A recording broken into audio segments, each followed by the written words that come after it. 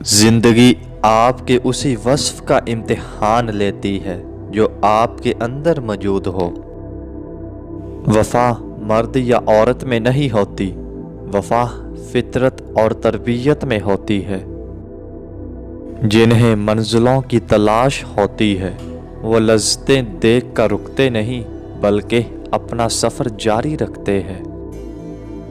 اپنے رب سے دوستی کر لو، یہی وہ ذات ہے جو آپ کو کبھی تنہا نہیں چھوڑتی۔ بھروسہ مال و زر پر جس قدر ہم لوگ رکھتے ہیں، اگر رکھتے خدا کی ذات پر تو بات بن جاتی۔ جب رب راضی ہونے لگتا ہے تو بندے کو اپنے عیبوں کا پتہ چلنا شروع ہو جاتا ہے، اور یہی اس کی رحمت کی پہلی نشانی ہے۔ زندگی جینے کے دو طریقے ہیں، ایک یہ جو حاصل ہے اسے پسند کر لو، اور دوسرا یہ کہ جو پسند ہے اسے حاصل کر لو۔ زندگی ایک بار ملتی ہے، اسے نفرتوں میں ضائع مت کریں، محبتیں تقسیم کریں۔ یاد رکھیں، محبتیں تقسیم کرنے سے دل کو سکون ملتا ہے۔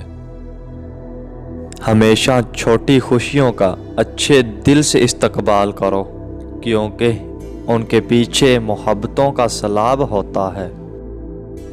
صاف نیت سے مانگا جائے تو رب نصیب سے زیادہ دیتا ہے۔